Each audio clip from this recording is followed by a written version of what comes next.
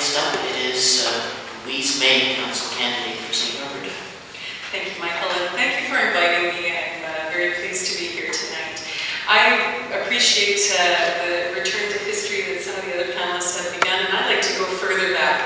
I'm a great lover of history and culture, and had the occasion in the last 10 or 15 years even to work with a group of Métis people who relearned the skill of building and transporting themselves on Red River carts. Now, the Red River cart was a mode of transportation, not rapid transit by any means, mode of transportation that prevailed on the prairies. And if you haven't seen one, if I had a picture, you can imagine two large wheels on a square box, and this moved people around from place to place for over 100 years easily, and was lost and has now been regained. A group of Métis folks in St. Norbert have rebuilt many, many carts and have gone on many journeys, and I was very fortunate with my daughter at the time, about 8 years ago, to participate in one of these journeys. We left from Pembina, North Dakota, and we traveled all the way to the Forks downtown Winnipeg. And it took us a week, and there's a reason why I'm saying this. There are design issues both with the cart and with the way the landscape is played out with those carts in mind. When you take this trip, we did the Crow Wing Trail, which is the east side of the Red River, as opposed to the more popular Pembina Trail, which was the west side of the river. And what you see is that town by town, each town is 1 day's ride apart. And so we entered into each town. Each town we had a parade and a celebration and a party and jigging the way Métis people really can, and had a great time with it. When we arrived into St. Norbert, it was very, very touching, and because of course that is a very important place for the Métis people, and still a large group of Métis people live in the community, and very much about reclaiming their history in that area, which is now very strong, there's no doubt about it. So when you look at the carts, the design of the carts, being these large wheels, ready to deal with the gumbo, the clay, and the length of time that they were going to have to be traveling through the prairies, as well. They were light. They could float across a river, and we did float across a river, by the way. So it was really an amazing thing to think of how a real vernacular design came about. So when we're looking at our design in terms of what I have been, of course, even prior to deciding to run as a candidate, following the rapid transit debate back and forth for years now, and low level of frustration, but really in the last while, thanks to the Rapid Transit Coalition and others, really being educating myself around the decisions that we are having to make in our city.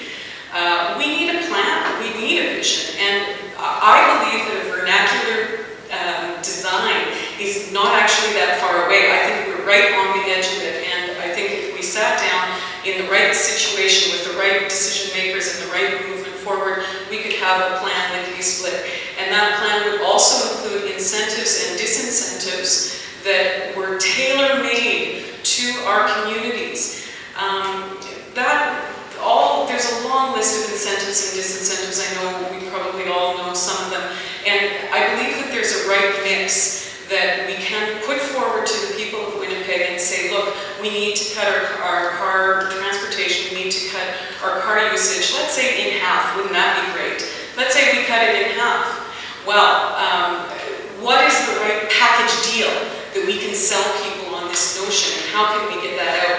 Every single politician, and I know that now, this is my first time running, and believe me, it's not really that much different from what I have been doing all of my adult life, and even as a child, I was always organizing activities and fundraisers and events and petitions, and it's all the same. We're marketing to the community, and we need to have this plan, this vision in place. We need to have the right combination as the package deal, and we need to market it.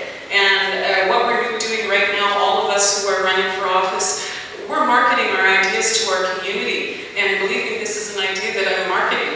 And if we put together this package and market it the right way, I feel that it's not that far off from our grasp. We need to look at, with our national parties and strategies throughout the province, we need to look at some bigger issues that affect the city. But I feel that we do have One of the things that really worries me, and the strong reason that I decided to run, is a little bit tangential, but it does have to do with transportation, is the new plan, our Winnipeg plan, that will take the place of the current plan in 2020. And the part of it that affects transportation, of course, is the massive amount of agricultural land that is currently within that plan, ready to be developed. Those are lands that, believe me, are earmarked for housing development that will not be transportation, public transportation, easily transportation effective.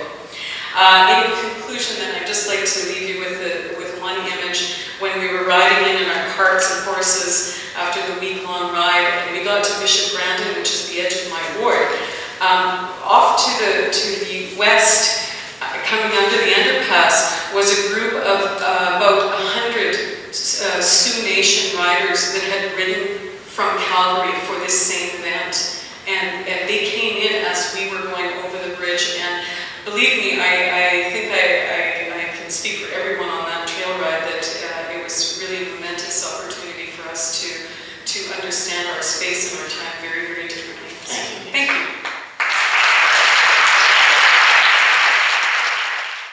On the question of urban sprawl, coming from a ward that has a lot of agricultural land, it's the best agricultural land probably in the world, the breadbasket of the planet.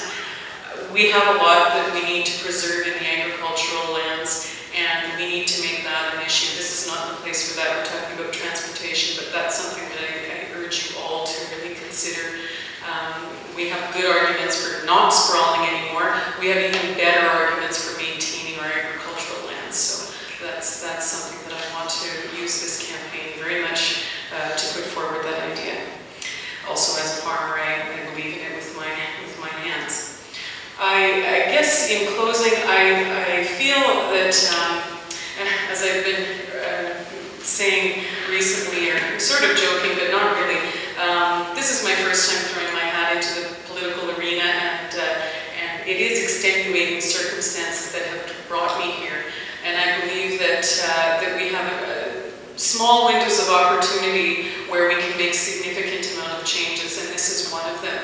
And I keep throwing the question out to people, do you all feel this is an important election? Because obviously I do, or I wouldn't be running. And I really think it's important, especially for a group of people like this who gathered together. You are all here because you care about this topic and probably a whole host of related topics. And I just urge you as much as you can to be involved and to really put the time and energy and money and effort into ensuring that we have a good, solid team of people that can work together creatively to solve these problems. And I hope very much to be part of that team. So thank you for hearing me out today. So to summarize, we've got the intelligence of the Red River Cart and the way we laid our prairie out. And we need to apply that to our current situation, come up with a design, an infrastructure design plan that includes incentives and disincentives that are going to work for people. We need to market the heck out of it and make it work. And we need to